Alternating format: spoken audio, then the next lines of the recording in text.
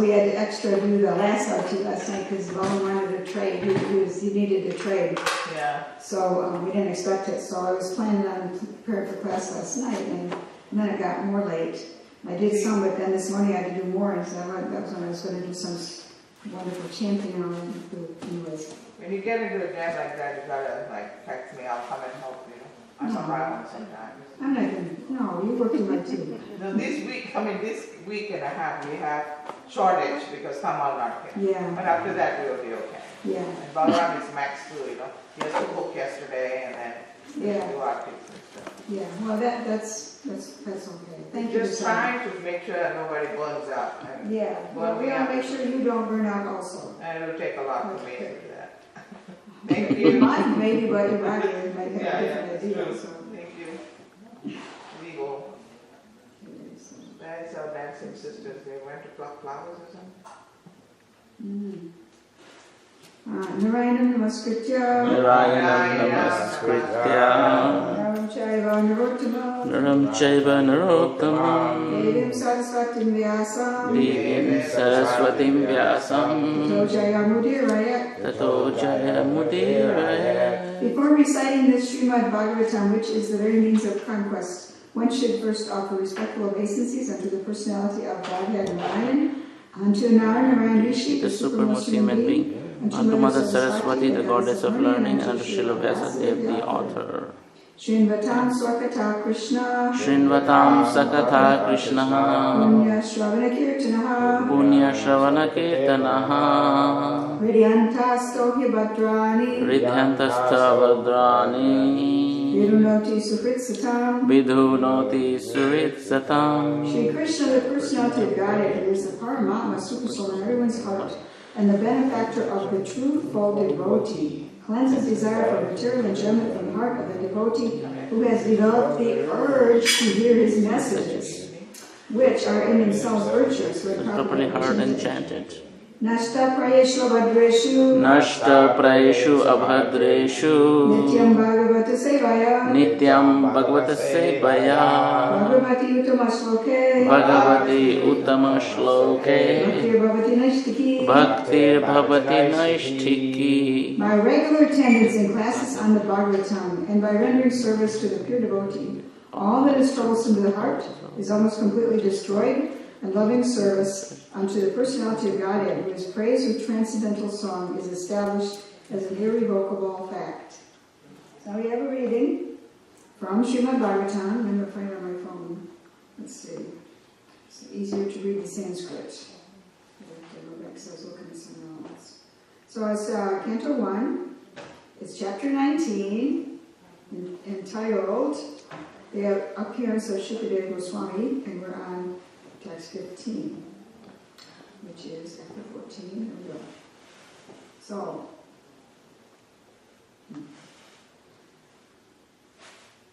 usually you see here. Tam.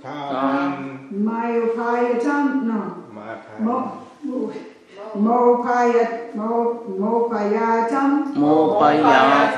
Sorry. Pratiyantu. Vipra. Tamopayantam pratiyantu vipra.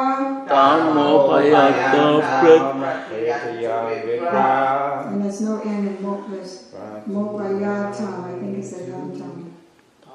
Okay. Ganga.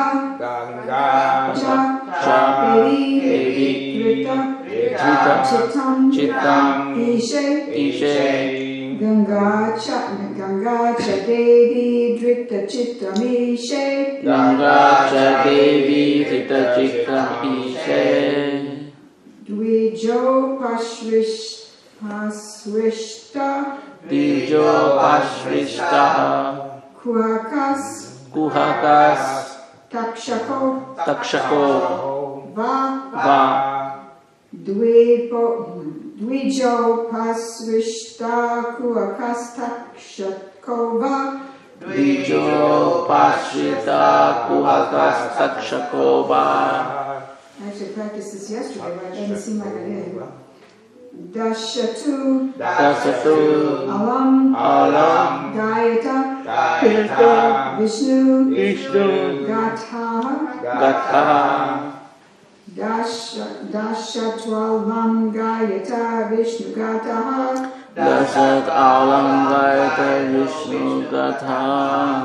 Tamopayatam pratiyantu vipra. Ganga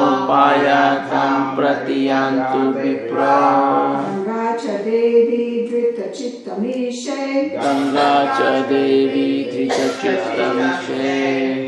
Dvijo Pasrishta Kuhakastakshakova.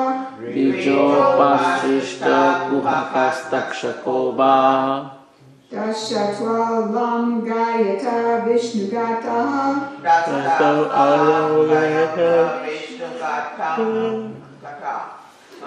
I hope that was too long. I'll do one more time. Let's see.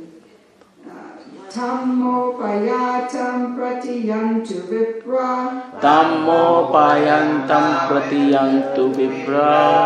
Ganga cha Devi Drita Chittamishe. Dvijo Pasrishta Kuhakastakshakova.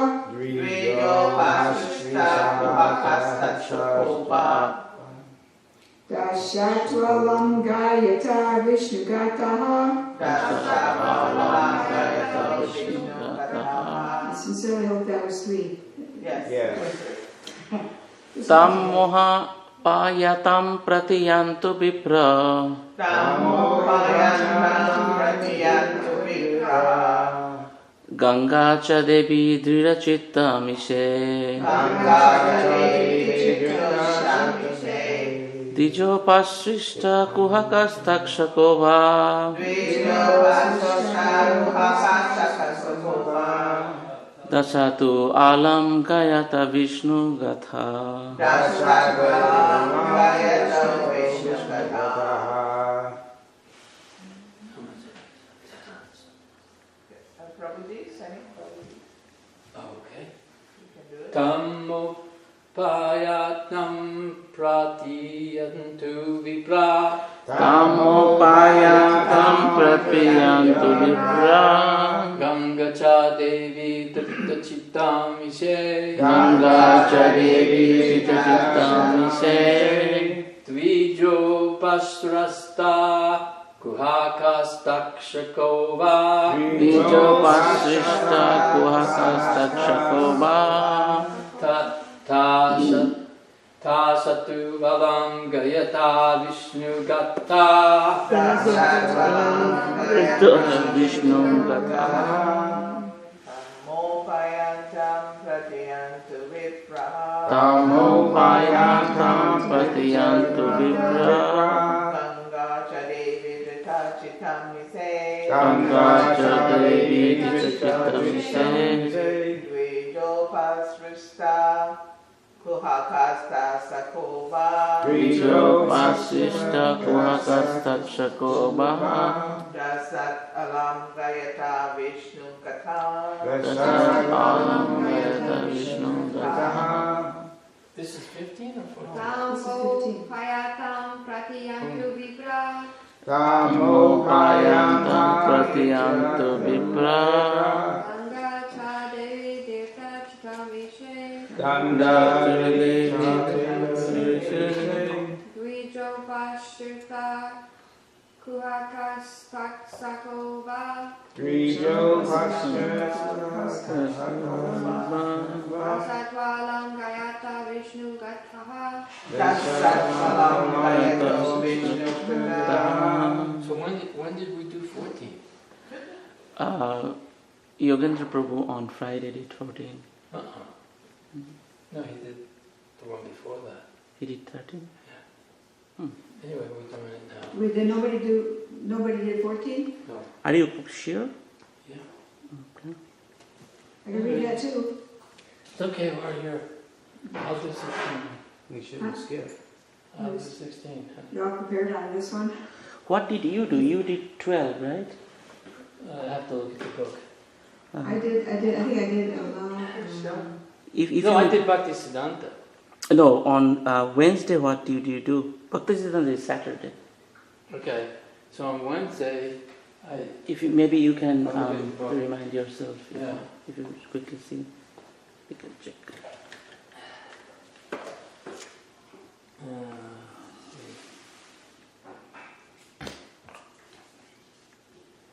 You have enough flowers for today? I did 11. You must have done 12 on Wednesday. Yeah, I think I probably did 12. And I did 13. And then Yogi so he Prabhu must have did done 14 then. 14. Maybe that was when you were Yeah. doing the expense or something. Okay, so then, so that's good because actually I was preparing for 16. You're prepared That's to I good, was right? prepared for 16 because I had a feeling you guys were going to pull something on me, so I prepared for the first. So you good? You prepared for 16, right? I am. Okay. Because you thought somebody would mess up, so you prepared for 16, even though you thought it would be 15. Well, I thought it was supposed to be 15. So I prepared for both of them. Who's driving your machine? Must be Super Soul. They can do 6. They can prepare for 16. Well, look, it's 16 and 15 complement one another. Well, they do, yeah. The whole thing. Yeah, first I thought 15 was maybe too simple. I wonder if I should do 16 also. And I looked at it, but it's slightly different tax, so I just stuck with 15. So you're fortunate that I'm not going to also take 16 away from you. Then you have to prepare 17. Isn't that just prepare the whole chapter, you know. Okay, so 15. So we're not these bodies. We're, huh? The Supreme. Just give a basic, we're not these bodies. Okay. Tum. Tum. For that reason. For that reason. Ma. Me. Upayatam. Upayatam. Taking shelter of. Taking shelter of. Pratyantu. Pratyantu. Just accept me. Just accept me. Vipraha. Vipraha. O Brahmanas. Oh, Brahmana. Ganga. Ganga. Mother Ganges. Mother Ganges. Cha. Cha. Also. Devi. Devi. Direct representative of the Lord. Direct representative of the Lord. Drita. Drita. Taken into. Taken into. Chittam. Chittam. Heart. Ishe. Ishe. Unto the Lord. Unto the Lord. Dvija upasrishta. Dija upasrishta. Created by the Brahmana. Created by the Brahmana. Kuhaka.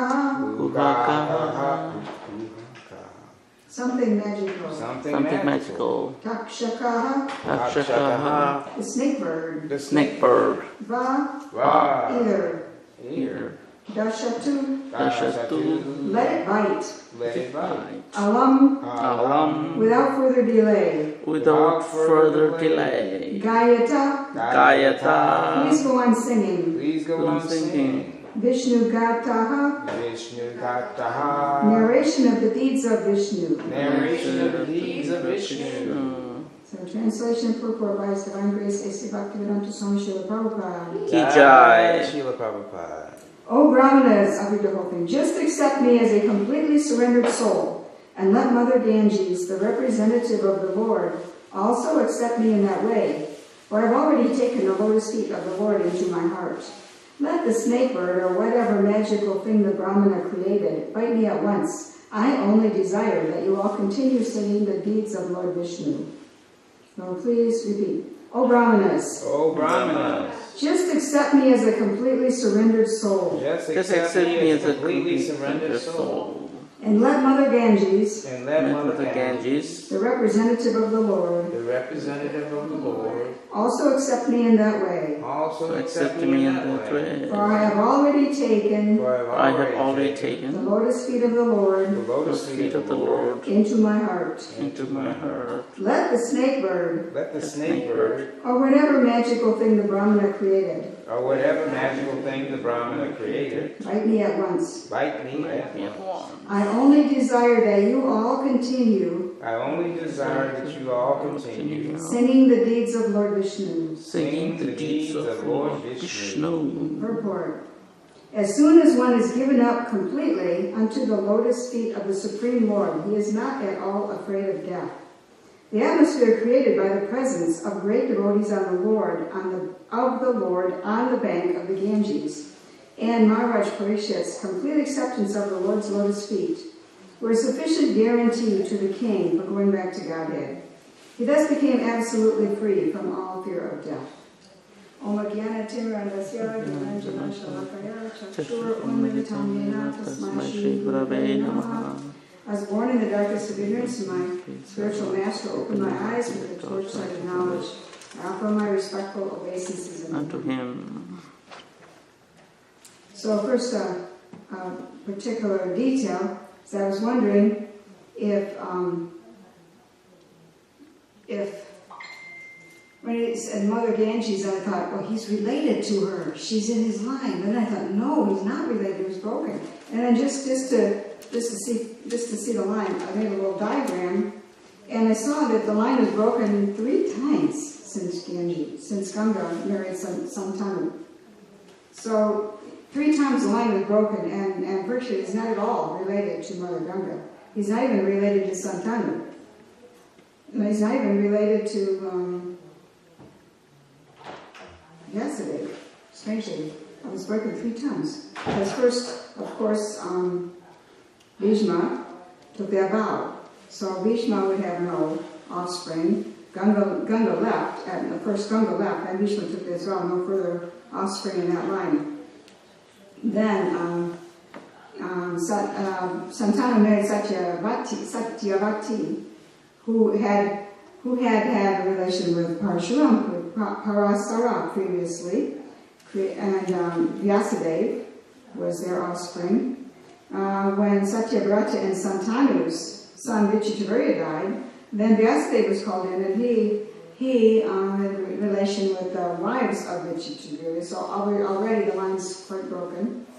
Then Pandu, the son of Vyasadeva, bloodline I'm talking about. Pandu's the son of Vyasadeva, and he was cursed, so he produced no offspring, and then he died.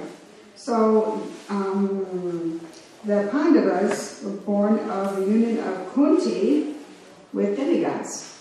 So the line of Parikshit is now coming from Kunti and Lord Indra. So he's not at all related anymore to Ganga. I was just wondering about that. So sometimes I thought, who's related, So it was broken 3 Who's times. not related? Who's not related? Parikshit is not related to Ganga, because the line was broken 3 times. First of all, Ganga left, and then Bhishma took a vow. And then Santanu married again, and Satyavati, her son, Vichitravirya died, so her other son, not related to Santanu, had to be called in. And then Pandu was born, and Pandu was cursed, and he couldn't have any offspring. So then it became Indra, and Kunti was married into the family in Indra. So actually there's no bloodline going back to Ganga or Santanu. Actually, but we read in a purport back about 6 months ago where Prabhupada said Pandu did die conceiving his last 2 sons. See, this is what the problem is. They were already existing. They were already existing.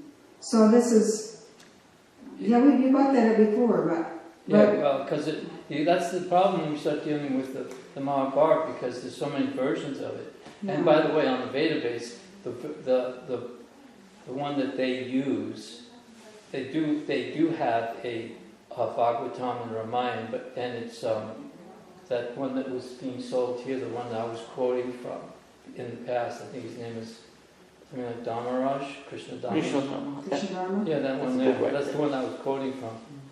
And It's different with Prabhupada than what Prabhupada gave us in Bhagavatam. Yeah. But So that's not Arjuna. Arjuna's still not related to Pandu, bloodline. oh well. Maybe the last 2, maybe the twins are. Yeah, the controversy is about the twins, not about Arjun, Bhima, or Yudhishthira. But the point is, though, these things were superseded. What things were superseded? What does that mean? Superseded means that it was all adjusted by Krishna. Okay.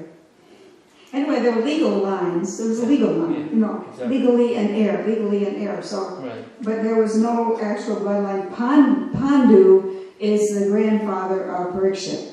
Pandu was not related to. Wait a minute. Arjuna is the grandfather of Parikshit. Sorry, and Arjuna was not actually related by bloodline to Pandu because he was the son of Indra. So that's what I meant. So it's still true. But The twins are in question. his mother is Kunti, Yes. and so the mother is also counts as part of the bloodline. Right. But she wasn't related either because she came in from another family, unless they're distant cousins or something.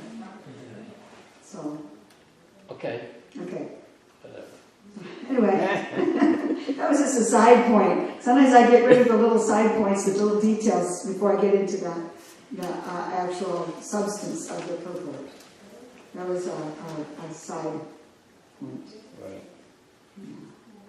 So, next point I wanted to make, getting into the spiritual matters. So, Parikshit Maharaj said to the sages, he said, "Oh Brahmins, just accept me as a completely surrendered soul." What does that mean? I said, don't accept me as the emperor anymore. That identity is gone. I'm just a soul, surrendered. Just accept me that way. He completely let go of all of that.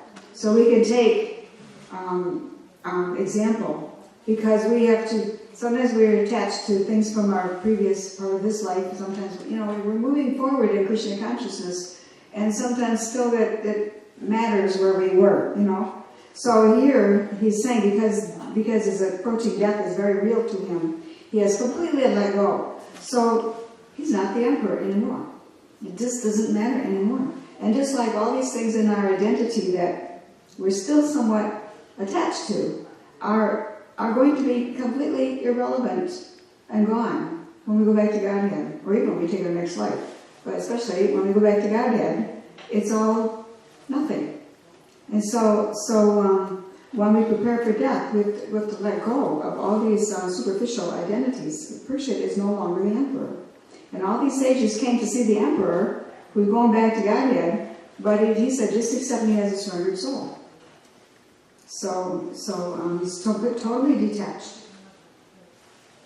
And he says, the Lord Ganges also accept me in that way, for I've already taken the lotus feet of the Lord into my heart. So this is kind of the heart of the matter. And I looked up that I've got several references about the lotus feet of the Lord, how they're dear to the devotees. I'll come back to that one. It said, let the snake bird or whatever magical thing the Brahmana created. Now I'm going to say a detail here about this. I tried to find it, looking it up, and I don't know where I heard it or read it, because I didn't see it in that chapter. But when Kashyapa Muni created the palace for Devahuti, it was Kardama or it was Kashyapa, right? No. I think it's Kardama. Kardama. I even looked it up, but I didn't think about getting that straight. So anyway, he created the mansion in the sky for Devahuti, and I don't know where I got this, but I think it was a legitimate source. That when you have the great sages, they have these great powers. It's like these prototype mansions exist because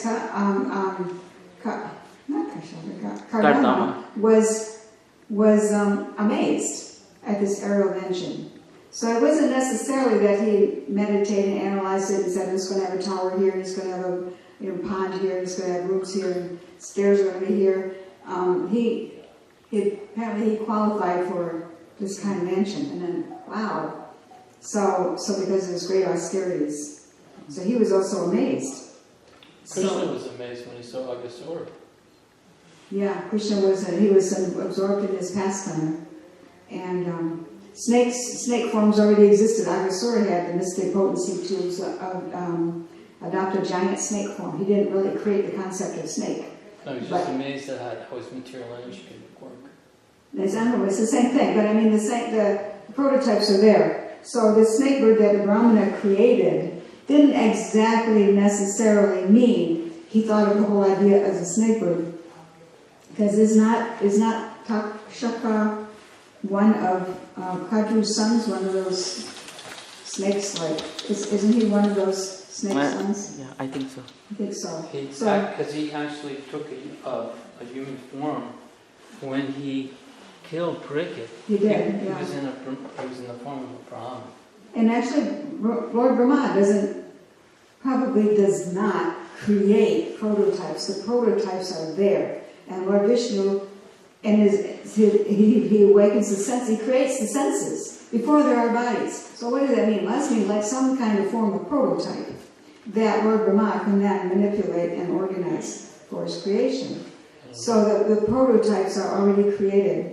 And sometimes I console myself when, say, hearing about some species going extinct, and oh no, it's all created and everything, and it's gone forever. But it'll be there next time around, because the prototypes are there. There will always be horses, there will always be cows, there will always be humans of different kinds, and so on.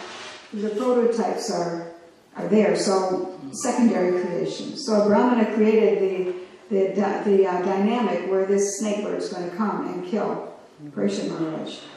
Anyway, I thought that was a point to mention.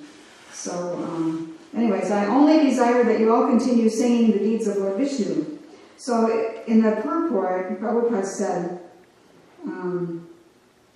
the atmosphere created by the presence of great devotees of the Lord on the bank of the Ganges and Maharaj Parikshit's complete acceptance of the Lord's lotus feet were sufficient guarantee to the king for going back to Godhead.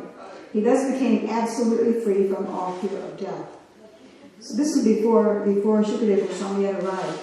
So it was already perfect. It was the perfect setting for the Bhagavatam to be spoken. It was already perfect. It was all set. And what's the perfect? Great devotees on the Ganges, a place of pilgrimage, a holy place, and acceptance of the lotus feet of the Lord in the heart.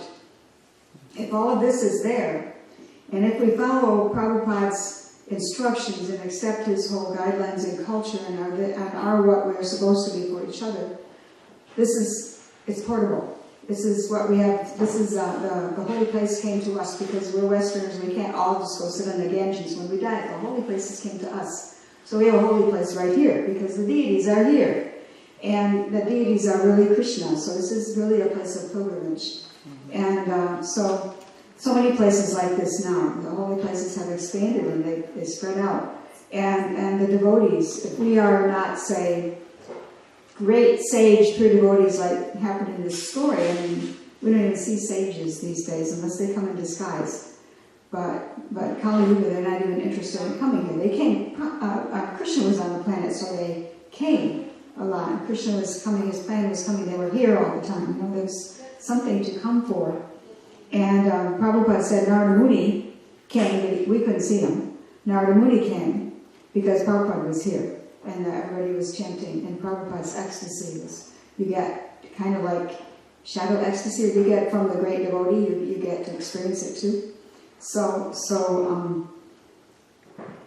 But anyways, here we are, and we have still got Prabhupada in our presence, in the books, and in the effects of his teachings. So we have, the great devotees are here. And in fact, if we have the Bhagavatam, we can access all the great devotees, we can read their stories and feel close to them. So the great devotees are here, the holy places are here, and all remains, we have to accept the lotus feet of the Lord in our heart. So this is the, when I have some different quotes here, okay, I guess there's time to find them. I'm going to have to look them up on my phone, but I didn't bookmark it, so I found that. Let's see, Bhagavatam 10.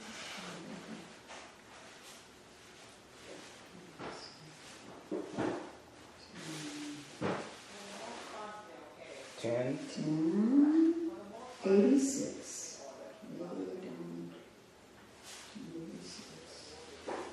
Akrura. This is about Akrura. No, this is before Akrura. This is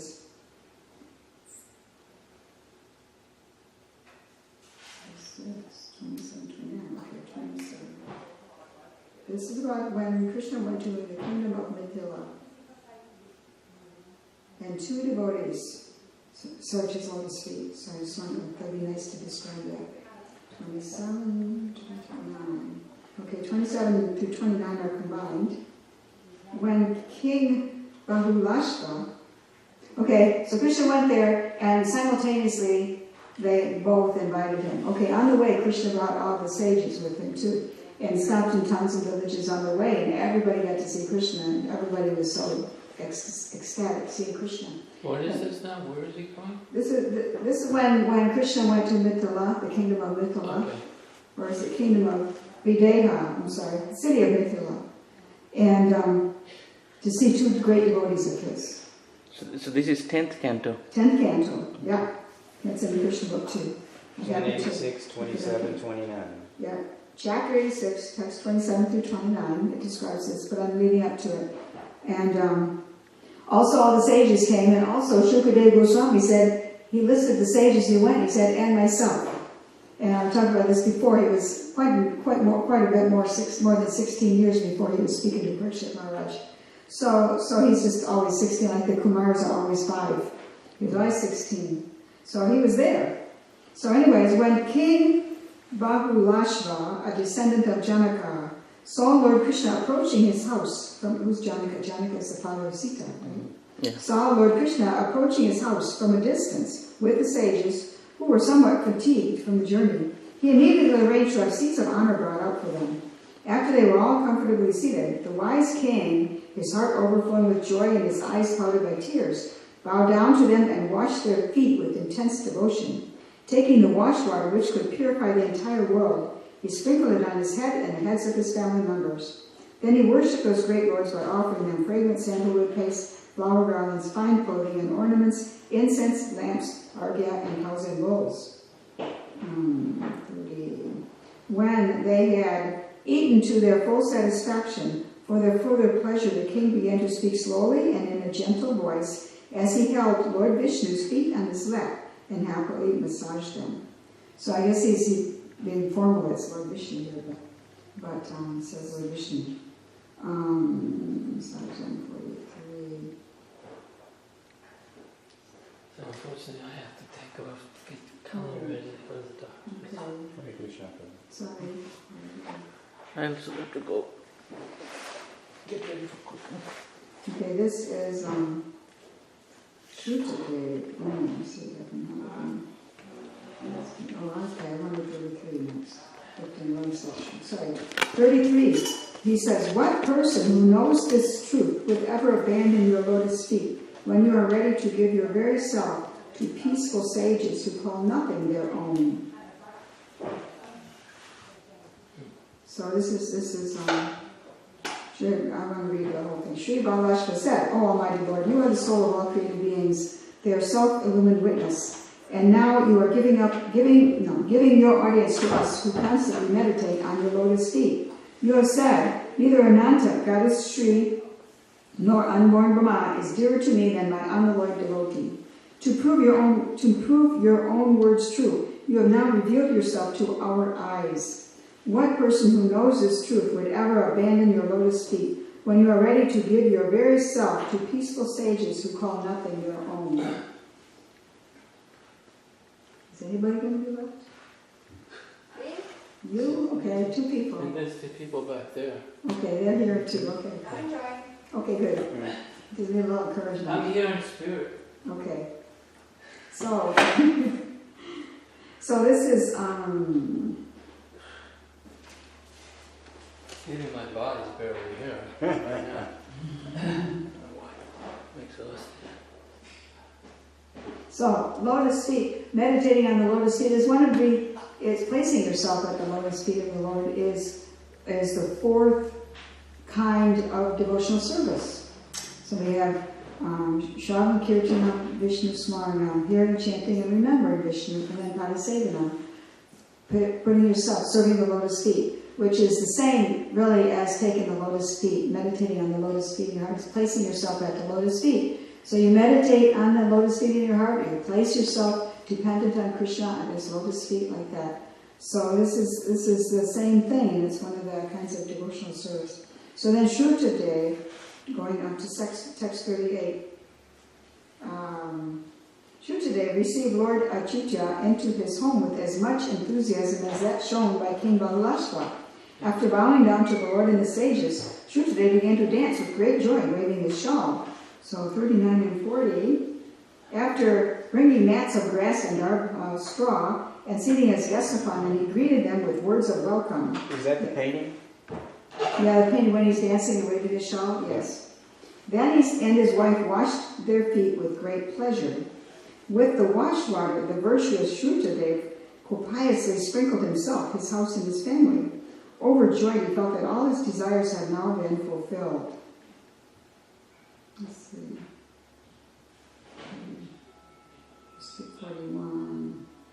So anyway, I'll read it. He worshipped them with offerings of auspicious items easily available to him, such as fruits, ushiro root, pure nectarian water, fragrant clay, tulsi leaves. What do you get, fragrant clay? Tulsi leaves, kusha grass, and lotus flowers. Then he offered them food that increases the mode of goodness. Is that like tilak that has that mint? Well, they add that, I'm sure, but I don't know. Maybe. So, 42. He wondered, how is it that I, fallen into the blind well of family life, have been able to meet Lord Krishna, and how have I also been allowed to meet these great brahmanas who always carry the Lord within their hearts? Indeed, the dust of their feet is the shelter of all holy places. So, when his guests were seated comfortably, having each received a proper welcome, Shrutadeva approached them and sat down nearby with his wife, children, and other dependents. Then, while massaging the Lord's feet, he addressed Krishna and the sages. So, 44. Okay, this is 44, 45, 46 is what he said. This is kind of cool. Shrutadeva said, "It is not that we have attained the audience of the Supreme Person only today, for we have in fact been associating with him ever since he created this universe with his energies and then entered it in his transcendental form. We associate, we don't even know it. So 45, the Lord is like a sleeping person who creates a separate world in his imagination and then enters his own dream and sees himself within it. 46, you reveal yourself within the hearts of those persons of pure consciousness who constantly hear about you, chant about you, worship you, glorify you, and converse with one another about you. So we are associating with him. As long as we converse with him and follow Prabhupada's program, all the different things, then we are associating with him. So, let's see. This is still chapter 8. Yeah. Is this why in 47 Let's go to something. it says, although you reside in the heart, you're very far away? I don't know what you're saying. Too much talking. I have to wait. There's so few people in here. I got no. 1086, 47. Just let them settle. Let them settle it. Whatever it is, they're gonna work out. Okay. So what are you asking again? 1086, 47. But although you reside within the heart, you are very far away from those whose minds are disturbed. Yeah. I didn't want to read the negative part. I wanted to only read the sweet part about meditating on the words of his speech and serving them. So then I'm going to go back. I'm going to go up to 1088. Can't read. That's a 38. Sabara 38. Okay. Kura's arrival in Vrindavan. 38. 7.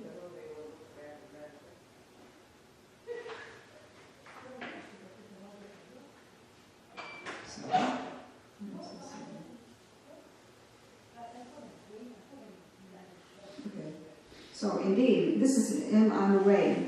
Akrura is on the way to Vrindavan, and he is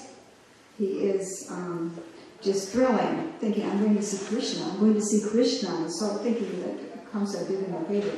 Indeed, today King Kamsa has shown me extreme mercy by sending me to see the lotus feet of Lord Hari, who has now appeared in this world. Simply by the effulgence of his toenails, many souls in the past have transcended the insurmountable darkness of material existence and received liberation. Those lotus feet are worshipped by Brahma, Shiva, and all the other demigods, by the goddess of fortune, and also by the great sages and Vaishnavas. Upon those lotus feet, the Lord walks about the forest while herding the cows with his companions, and those feet are smeared with the kumkum from the gopis' breasts. Surely I will see he's talking about the face, now he's going to describe the face. Beautiful form of Krishna. He's describing Anand. It's very beautiful. I was focusing on the feet. So, then I will at once alight from my chariot and bow down to the lotus feet of Krishna and Balaram, the supreme personalities of Godhead. Theirs are the same feet that great mystic yogis striving for self-realization bear within their minds. I will also offer my obeisances to the Lord's scholar boyfriends and to all the other residents of Vrindavan. 25-26. So he's meditating all about what it's going to be like when he gets there. He's got the whole picture in his mind. It happened just like he thought. So 25. In the coward pasture, Akrura saw those footprints of those feet whose pure dust the rulers of all the planets in the universe hold on their crowns. Those footprints of the Lord, distinguished by such marks as the lotus, barleycorn, and elephant goad, made the ground wonderfully beautiful. Increasingly agitated by ecstasy at seeing the Lord's footprints, his bodily hair standing on end, and because of his pure love and his eyes filled with tears, Akrura jumped down from his chariot and began rolling about among those footprints, exclaiming, "Ah, this is the dust from my master's feet." That very goal of life for all embodied beings is this ecstasy which Akrura experienced when, upon receiving Kamsa's order, he put aside all pride, fear, and lamentation, and absorbed himself in seeing, hearing, and describing the things that reminded him of Lord Krishna. So this is all his meditation on the way to Vrindavan, because Kamsa sent him. So he was feeling so lucky that Kamsa sent him. And let's see, 10, 40, 48, 15 to 16.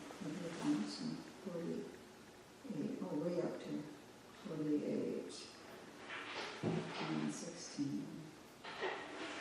And when he brought Krishna and Balaram to Mathura, and thus they left Vrindavan behind as far as visible knowledge is concerned, although they never left Vrindavan, but they became invisible in Vrindavan. But when they went to Mathura, began the later pastimes. So Akrura was the one who brought them. He wanted to immediately bring them to his home and honor them. But they said, no, not time yet, we'll come later. Because they had a lot of things to do. They had to enter the city their own way. So then finally, Krishna came in chapter 38 of Canto 10. Krishna finally went to Akrura's house. So I've got written down... This is Krishna and Balaram, right? Krishna, I don't know if Balaram went with him this time or just Krishna, but he brought Krishna and Balaram to, let's see, after embracing and greeting him, Akrura bowed down to Krishna and Balaram and was greeted by them in return. Then when his guests had taken their seats, he worshipped them in accordance with scriptural rules. That was 14. So 10, 48, 15, and 16. O king, Akrura bathed the feet of Lord Krishna and Lord Balaram, and then poured the bathwater on his head. He presented them with gifts of fine clothing, aromatic sandalwood paste, flower garlands, and excellent jewelry. After thus worshipping the two lords, he bowed his head to the floor. He then began to massage Lord Krishna's feet, placing them on his lap, and with his head bowed in humility, he addressed Lord Krishna and Balaram as follows. So then he's speaking to them. So I'm talking about the lotus feet. To hold the lotus feet of the Lord in your heart, which this is what 14.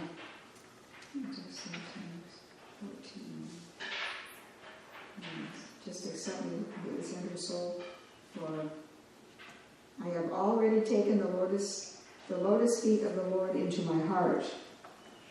That's like holding the lotus feet of the Lord on your lap. It's not different. To hold them in your heart is the same mentality, the same feeling and mood as holding them in your lap. If you got to be somebody like Akrura and you came to your house and you worship him and bathe his feet and then you hold them on your lap, and it's so dear, his lotus feet. So we can meditate that way. Those dear lotus feet that were so soft that the gopis worried about them when Krishna went in the forest, because the feet were so soft. Are they going to be pricked and hurt by thorns and stones? And they worried about them. They thought about the lotus feet, how they're so soft, extra soft. And the great sages and those who are worshiping Lord Vishnu in a more formal mood, say those sages who worship Krishna that way, when they talk about meditating on Vishnu's lotus feet. So they meditate on the feet, how beautiful they are, how perfect, how the toenails are effulgent, like that. Meditate like that, and then so there's different ways of meditating on the lotus feet, with the lotus feet. And in our culture, we don't grow up with an idea about feet, in particular. Feet are just on the bottom. But if somebody is really great, and you're so low compared to them, you exalt them, so their feet are above you. So the feet are great, and that's the starting point for honoring them. So we start with honoring Krishna's lotus feet because he's so above us. We don't just say it's just the feet are the bottom end of his body. We don't think about it like that. And even the devotees around us, we should have more honor than common Americans, Westerners have for feet. So just the devotees are devotees. How rare is that? That here we are among devotees who all believe in Krishna and who all want to worship Krishna somehow or other. Different degrees of awakening, sure, but all with the same goal. And all enlightened by Prabhupada, attracting us by his love, attracting us to love Krishna, to feel such affection by the way he talked about Krishna.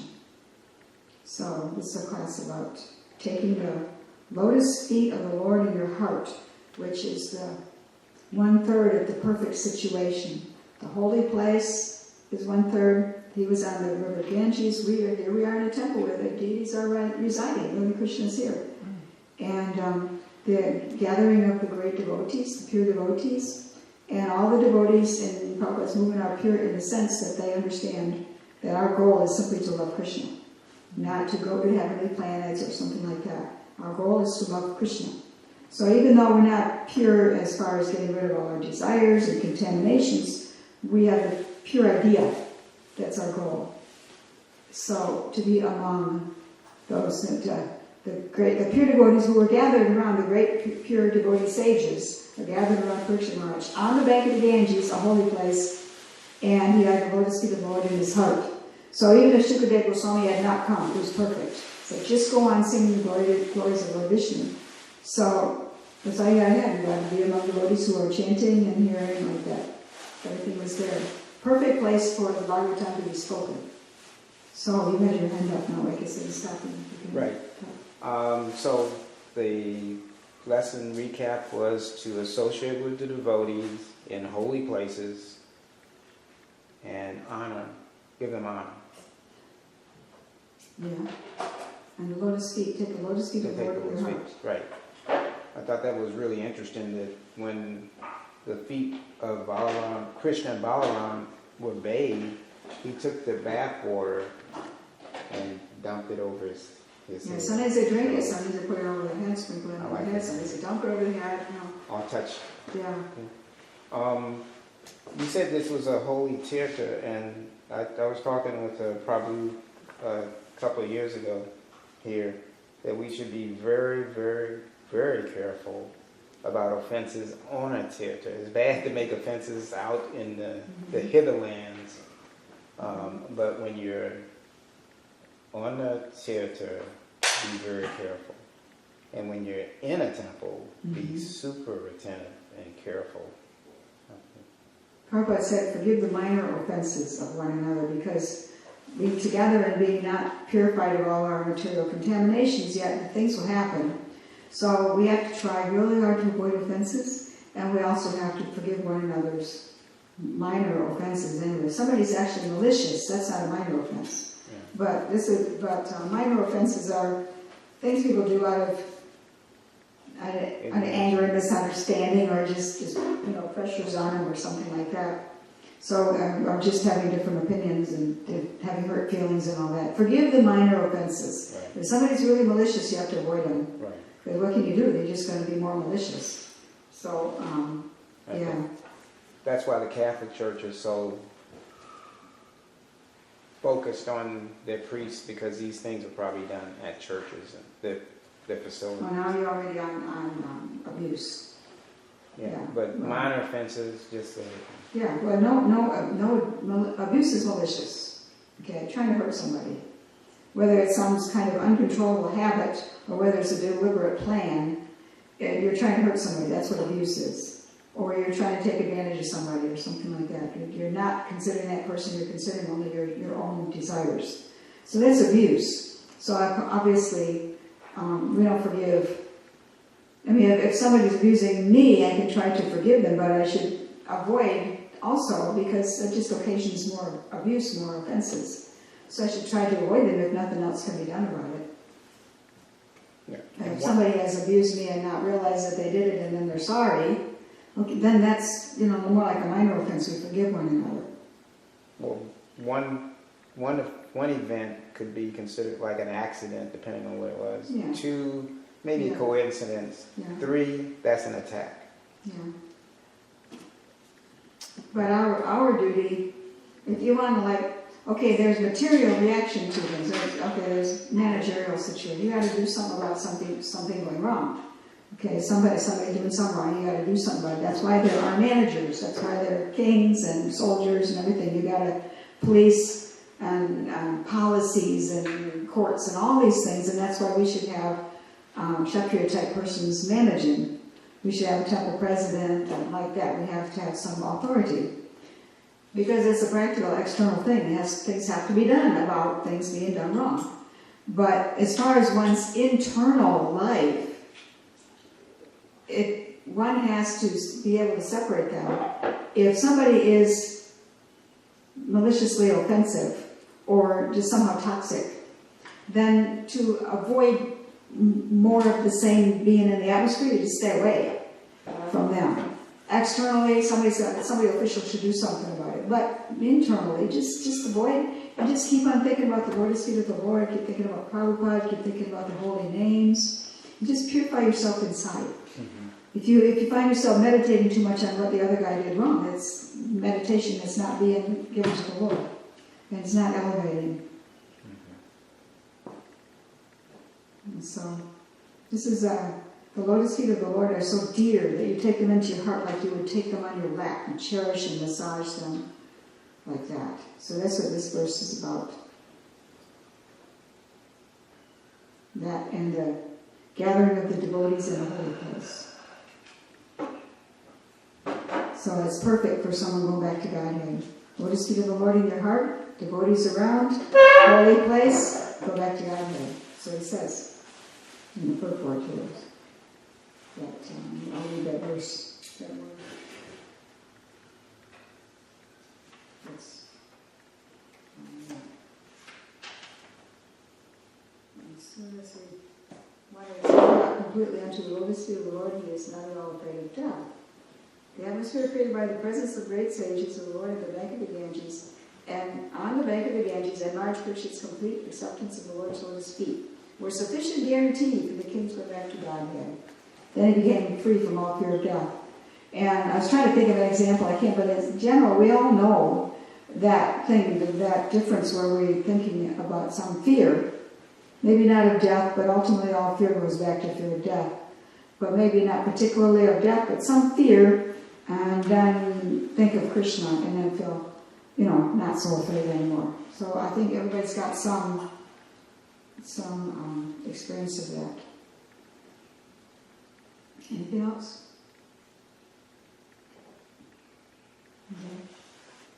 Okay, no Gokul Regiment to bring up another point. Well, thank you very much. Maybe argue. Okay. All glories to Srimad Bhagavatam, all glories to Srila Prabhupada. All glories to Lord Krishna's lotus feet.